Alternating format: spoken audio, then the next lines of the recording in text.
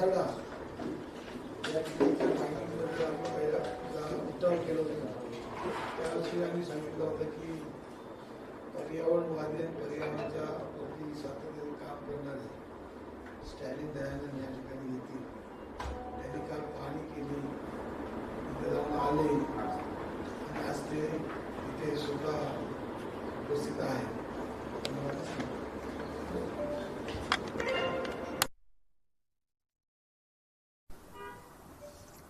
Direct बोलू का? प्रश्न विचार. प्रश्न विचार. हो, गेले बरेच महिने उपरकर साहेब मागे लागले होते की येऊन बघा, काय तुम्हाला समजेल काय नेमकं डिस्ट्रक्शन किंवा खराब होतोय जमीन. तर त्यांचा विनंतीला मान ठेवून आणि मला जे कार्य मी समजतो की देवाने दिलेलं आहे की सगळं आपल्याला संरक्षण करायचं आहे, जेवढं वाचवता येईल तेवढं वाचवायचं आहे पर्यावरण आणि जे निसर्ग आहे त्याला. त्या अनुषंगाने मी आलो इथे आणि काल तिथे जाऊन प्रत्यक्षात जमिनीवर स्थळ पाहणी केल्यानंतर अगदी धक्कादायक असं मला दृश्य दिसला. मला काही क्षणासाठी असं वाटलं की मी कुठे गाजाला गेलो की काय, म्हणजे कुठे बॉम्ब टाकले इस्रायलने आणि सगळं उद्ध्वस्त झालं त्या प्रकारचं एक समोर वातावरण दिसलं, किंवा जे लँडस्केप म्हणतो ते पूर्ण खराब झालेलं दिसलं. माझं प्राथमिक ऑब्झर्वेशन असं आहे की जे चाललंय तिकडे ते चुकीचंच आहे.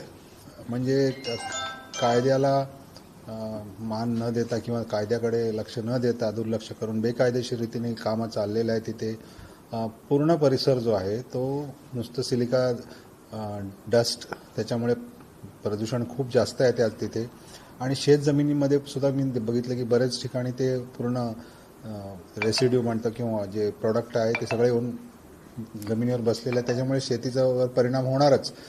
त्याशिवाय जलप्रदूषण सुद्धा दिसण्यात आलं फार मोठ्या प्रमाणावरती. फक्त जलप्रदूषण जेव्हा आपण म्हणतो ते फक्त त्या साईटपुरता नियमित नसून पूर्ण तुमचं कणकोळी क्षेत्रात म्हणा किंवा सिंधुदुर्गमधले जे नद्या आहेत त्यामध्ये हा वेस्ट पोचतोय.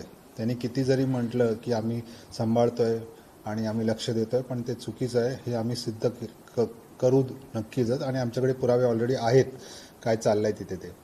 एकंदरीत प्रश्न मनात हे होतं की सिंधुदुर्ग हा पर्यटन जिल्हा, निसर्ग आणि जलसमृद्ध जो एक जिल्हा आहे त्याच्यामध्ये हा असल्या प्रकारचा आपल्याला विकास हवा आहे का? हा जो नुकसान झालेला आहे पर्यावरणाचा किंवा पृथ्वीचा निसर्गाचा तिथे, ते कसं भरून काढता येईल? तुम्हाला कधीच ते दुरुस्त करता येणार नाही. जे अधिकारी असल्या प्रकल्पांना परवानग्या देतात किंवा फक्त कागदावर सही करून जाऊ द्या काय होईल ते होईल, ही जी एक त्यांची भूमिका आहे त्याचा आम्ही विरोध करणारच. आणि नक्कीच ह्याच्यावरती पूर्ण अभ्यास आता चालू केलेला आहे आम्ही, आणि लवकरच आमचा विश्वास आहे की हे जे चाललेलं आहे कुठेतरी थांबवायला लागेल आणि थांबवू. आम्ही प्रयत्नशील राहू यासाठी.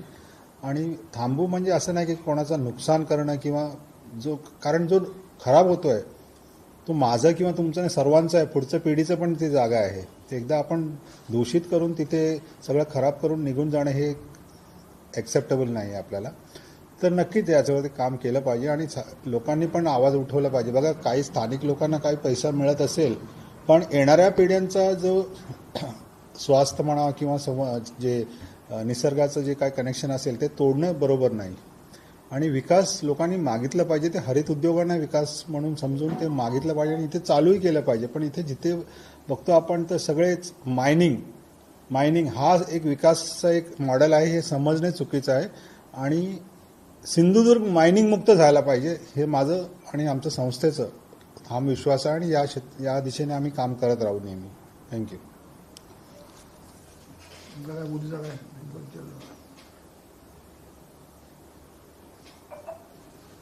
काल तुम्ही जी पाहणी केली कासारड्यामध्ये, तर तिथे तुम्हाला नेमकं काय आढळलं? काय चुकीचं तिथे उत्खनन असेल किंवा पर्यावरणाच्या दृष्टीने चुकीच्या काय गोष्टी आढळल्या? उत्खननला सुद्धा एक पॅटर्न असतो, सँक्शन पॅटर्न. ते मायनिंग प्लॅन म्हणतो. त्या प्लॅनच्या बाहेर जाऊन त्यांनी काम केलेलं आहे असं माझं. मी जाऊन परत सॅटेलाईटवरती जेव्हा चेक केलं तर त्याला दिलेल्या क्षेत्रापेक्षा बरंच जास्त क्षेत्रावरती त्यांनी अतिक्रमण केलेलं आहे.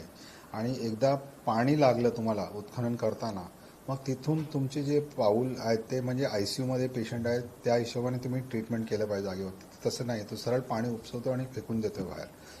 आणि वॉशिंगसुद्धा जे चाललेलं आहे ते चुकीच्या रीतीने चाललेलं आहे. त्याला कसलंही काय म्हणतात कवर नाही आहे, काय नाही, ओपनमध्ये वॉश करून सगळं रेसिड्यू जे आहे वॉश होऊन सगळं खाली शेत जमिनींमध्येच चाललेलं आहे. ते चुकीचं आहे. तिसरी गोष्ट म्हणजे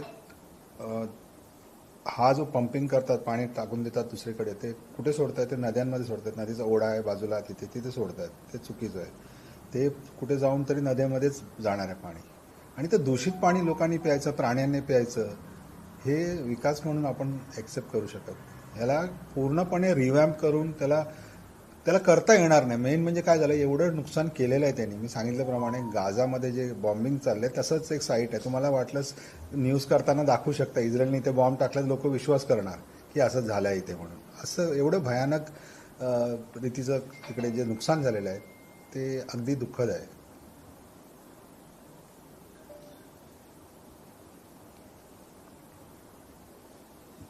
कळणे मायनिंगमध्ये तुम्ही सिंधुदुर्गमध्ये तो प्रश्न हाताळलेला होता. काही गावं त्यानंतर इको सेन्सिटिव्ह झोनमध्ये समाविष्ट झाली कोर्टाच्या निर्देशानुसार. तर या संदर्भात सुद्धा कस्तुरी रंगन समितीचा अहवाल आल्यानंतर याच्यातली काही गावं ही इको सेन्सिटिव्ह झोन करण्यामागे ते प्रस्तावित होतं किंवा तशी शिफारस होती कस्तुरी रंगन समिती. तर त्या अनुषंगाने आपली काय भूमिका आहे?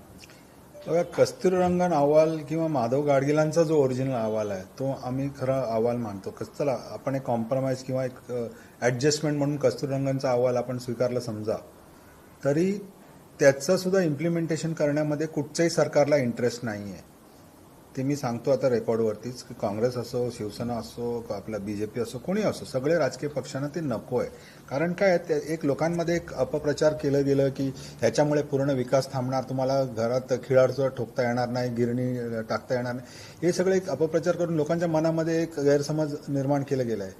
पण जर इको सेन्सिटिव्ह झोनमध्ये लिस्टमध्ये ती नावं आहेत तर ह्याचा अर्थ आहे की त्याला बायोडायव्हर्सिटीचा व्हॅल्यू आहे आणि तिथे हे कामं होऊ शकत नाही. इको सेन्सिटिव्ह एरियामध्ये मायनिंग पूर्णपणे प्रतिबंधित आहे. आणि असं नाही आहे, कळण्याच्या बाबतीत ते आम्हाला माहिती होतं की 5 वर्षात त्याचा लीज संपतोय आणि न्यायालयीन लढा तेवढं जाणारच आम्हाला माहिती होतं. म्हणून आम्ही त्याच्यावरती प्रत्यक्षात कळणे मायनिंगच्या विरोधात आम्ही गेलो नाही, कारण आम्हाला माहिती होतं त्याला पुढे EC मिळणार नाही, म्हणून त्या दिशेने आम्ही काम केलं. तसं पण इथे ताबडतोब ते थांबवायची गरज आहे. या गावांमध्ये तरी जिथे हे लिस्ट केलेलं आहे आणि तो त्याच्यासाठी आपण करू, कायद्यामध्ये त्याची तरतूद आहे आणि न्यायालयीन लढाई आपण देऊ, त्याला नक्कीच करू.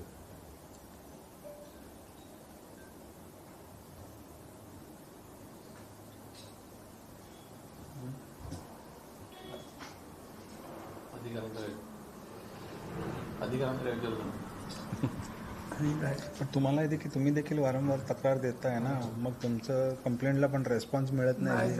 ते सर्व बघितलंय त्याला.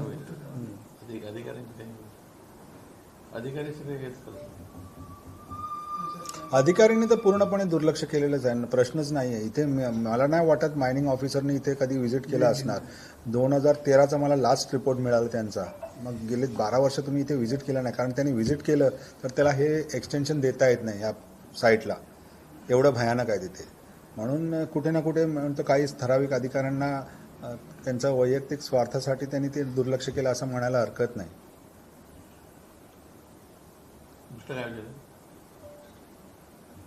मायनिंगच्या माध्यमातून रोजगार निर्मिती सुद्धा होते असा दावा मायनिंग समर्थकांकडून किंवा त्या व्यावसायिकांकडून केला जातो. तर त्या संदर्भात रोजगार निर्मिती किंवा उपलब्ध होणाऱ्या रोजगाराच्या अनुषंगाने आपलं काय मत? सर्वात मोठा माझं मतपेक्षा वस्तुस्थिती जी आहे, गोव्यामध्ये काय परिस्थिती आहे. गोव्यातल्या लोकांना जर एवढंच समृद्धी मिळाली असते मायनिंगमुळे तर त्यांची मुलं आज परदेशात जाऊन काम केलं नसतं. गोव्यामध्ये पाण्याचं शॉर्टेज आहे, पिण्याच्या पाण्याचं शॉर्टेज आहे. भले फ्लॅट 2-2, 3-3 कोटीला विकत असतील पण तिथे सुद्धा पाणी टँकरनी येतं. मग ह्याला आपण विकास समजा. आणि कसली नोकरी म्हणताय तुम्ही, किती लोकांना नोकरी देणार एक माईन? आणि काय म्हणतात, आपल्याला इथे शेतीमध्ये काम करायला लोक मिळत नाही, मजूर मिळत नाही, तर त्या माइन्समध्ये तुम्हाला वाटतं का की मराठी माणूस, आपले स्थानिक शेतकरी माणूस इथे जाऊन मजुरी करणार? नाही करणार. ते शेवटी मग इथे आपण काय करणार आहोत? आपलं जे आहे हातात, जे आज आपल्याला 3 वेळा 4 वेळा जेवायला मिळतं आणि जलसमृद्ध एक जिल्ह्यामध्ये आपण ह्या प्रकारचं उद्योगांना प्रोत्साहन अजिबात देऊ नये. कोणी स्थानिक पुढाकारांनी किंवा राजकीय नेत्यांनी आणि जे मंत्री आहेत त्या सगळ्यांनी ह्याला एक मॉडेल स्टेट म्हणून का डेव्हलप हा डिस्ट्रिक्ट म्हणून डेव्हलप का करत नाही? India's first eco tourism district Sindhudurg, आणि बघितलं तर कुठे इन्फ्रास्ट्रक्चर आहे त्याच्यासाठी? टुरिझम सोडून बाकी सगळ्या कामांमध्ये यांना इंटरेस्ट आहे. इथे जमीन कॅप्चर करता येईल, कुठे झाडं कापता येईल, वाळवंट करण्यासाठी जे काही कामं करावं लागेल त्या कामांमध्ये इंटरेस्ट आहे. पण हे कुठे ना कुठे लोकांनी पण जोर लावून बदलायला पाहिजे. असं नाही आहे की तुम्ही पर्यावरणाचं रक्षण केलं म्हणून तुम्ही उपाशी मरणार, ही गोष्ट चुकीचं आहे. आपण लाखो रुपये खर्च करून परदेशात जातो निसर्ग बघायला, तिथल्या लोकांना पैसा मिळतो ना तिथे, म्हणून तेच टिकवलं आहे. पण आपल्याकडे काय म्हणतात घर की मुर्गी दाल बरोबर त्यातला हिशोब आहे की आपल्याला त्याची किंमत समजत नाही, कारण आपण त्याचा चांगला उपयोग करत नाही. सगळ्यांचे आभार आल्याबद्दल.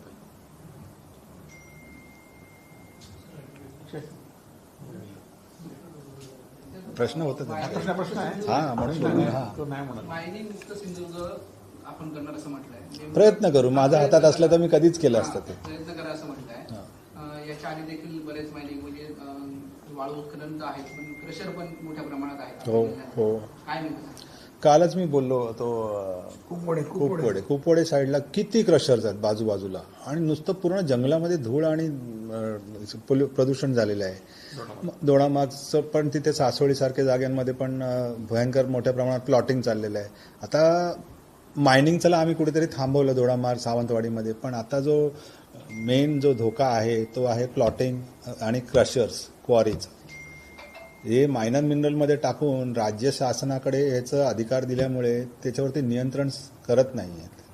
कुठेतरी जिथे सेंटर आणि स्टेट दोघांचं नियंत्रण असणार असं काही उद्योग असतील तर त्याला काहीतरी कुठेतरी रोख लावता येतो आपल्याला, पण इथे फक्त प्रसंग नाही आहे.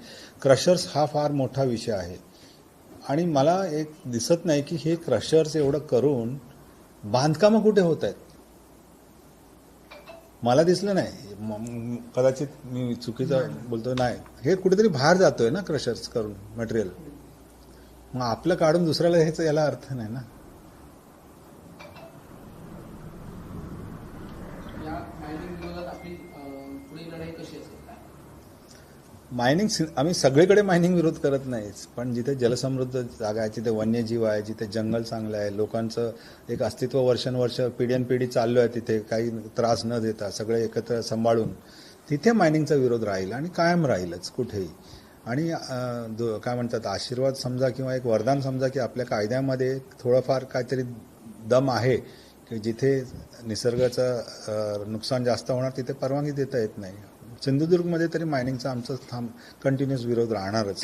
आणि जसं पण काय असतं की आमची एक छोटी संस्था आहे, आम्ही सगळीकडे जाऊन शोधून काय काम करतायत, पण जिथे जिथे आम्हाला लोकांनी बोलवलं तिथे जाऊन आम्ही नक्कीच तिच्यात हस्तक्षेप केलेला आहे, आणि आमच्याने जेवढं होईल ते आम्ही करणारच.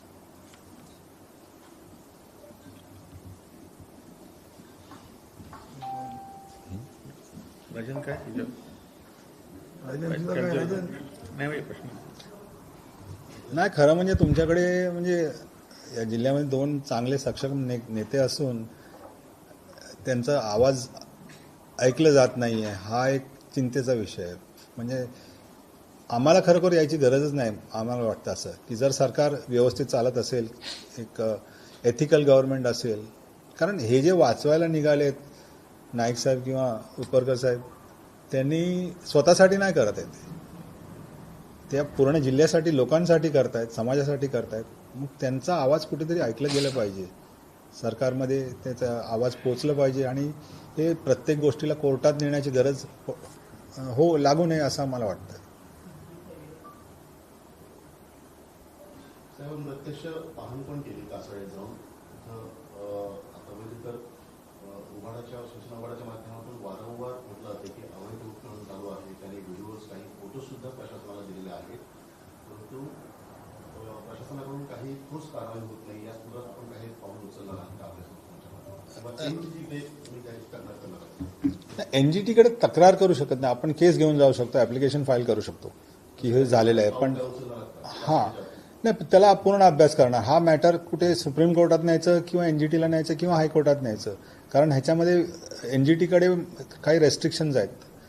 जिथे फॉर एक्झाम्पल उदाहरणार्थ आपण बोललं की वन्यजीवाचा विषय असेल तर तर त्यांना NGTला पॉवर नाही आहे, मग ते हात वर करणार 6 महिन्यांनी 8 महिन्यांनी वर्षांनी सांगणार की आम्हाला हा करता येणार नाही.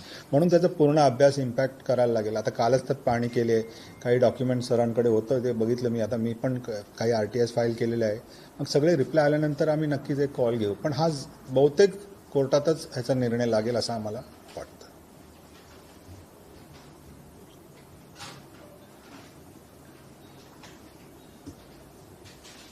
ह्या एकाच माईनपुरता नाही, आजूबाजूची पियाळी, लोरा, फोंडा ह्या ठिकाणची माहिती घेऊन देणार. आज हे एकच माईन बघितली, पण त्या तिकडच्या असलेल्या परिसरातल्या इनलिगल चालणाऱ्या आणि लिगल चालणाऱ्या ज्या लोकांना दूषित करतात, पाणी दूषित करतात आणि लोकांना त्रासदायक आहे. वृक्षतोड झाली, आता पियाळीमध्ये तर वृक्षतोड झाली भरपूर. पण कुठेतरी लोकांना आवाज उठवला पाहिजे, लोकांना वाटलं पाहिजे ते जात आहे, माझं जात आहे, माझं मुलाचं जात आहे. तो एक भावना अजून फार कमी लोकांमध्ये दिसून येतो. म्हणून तो एक म्हणजे डिसअपॉइंटिंग वाटतो कधी कधी, कारण त्यांनाही दोष देऊन उपयोग नाही. सगळ्यांना वाटतं की लवकरात लवकर पैसा कमवावा असं आहे ना.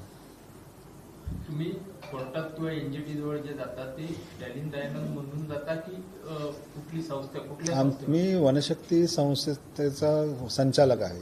तर पहिला पेटिशनर नेहमी वनशक्ती असते आणि सेकंड मी असतो, कारण आमच्या कामांमध्ये धोका असतो. आम्हाला कोणी पोचवलं तर संस्था तरी पुढे नेईल ते असं आहे. म्हणून ते दोन्ही नावं असतात.